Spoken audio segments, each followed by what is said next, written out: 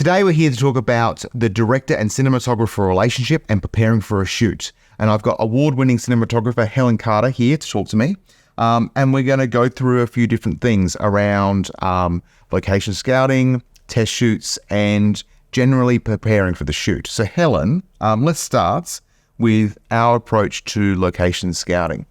It's very important to me in my work to look at the location at roughly the time of day we might be using it. And I'm particularly looking for what the natural light sources are, how I might add to it, where the sun is going to be, is there anything in there I need removed that's going to make it difficult.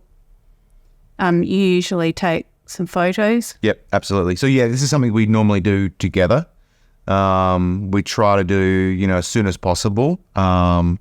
And we go there and we just look around and think about where we might position the camera. And I'm looking at where the actors might be and what their actions might be, and also about design as well, I guess, what is going to be needed to be, fill out the scene and what other things we need to bring with us. I'm particularly looking at foreground, so that's where we need to work together on that, because you might have to bring some props. Yep. Give me something to work with. Yep.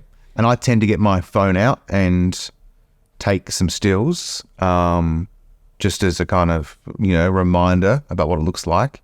But I do also send them to you and you kind of put them into your artist book. And I use them as inspiration for lighting, colour, particular framing that you might like, the way of understanding what you want to do. Yep, great. And I try to get you to step through each camera position so that when I arrive on location, I can tell lighting people what to set up where, and I can give the camera person the first position of the day.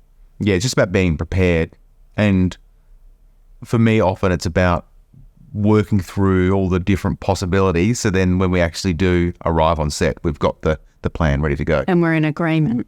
Oh, exactly, yeah. So the other thing we do together and separately, you separately, is the test shoot. We always try whenever possible to do a test shoot and to test different elements. Why do you think that's so important for our way of working? It's definitely a way of agreeing on what the framing and lighting are going to be. So in that test shoot, we might set up a specific camera move we're trying to do, or a split screen, test it out.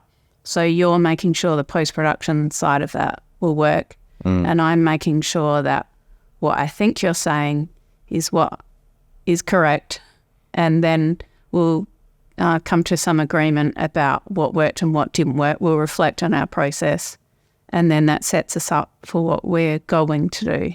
Yeah, we get so many things from it, and it enables us to have a discussion around it. It gives us lots of things to talk about. A tangible discussion, not just what we might do. It's what we are actually doing. Yeah, and it gets us more familiar about how we're going to work, even though we've worked many times before, how we're going to work on this particular project together, and what we're going to need to do to make it work on the day. It's a way of ramping up into production, reminding ourselves what we do and what we're about. Because it's really tough going to the first day not having done anything before. So it's you're easing into it, which is great, and you're learning a lot by doing the test shoot. So finally, the thing I want to touch on is we talk a lot about logistics and schedules and things.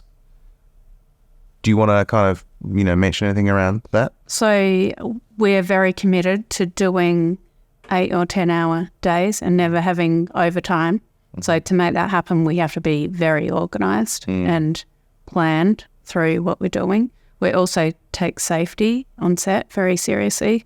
So that means preparation. Yep.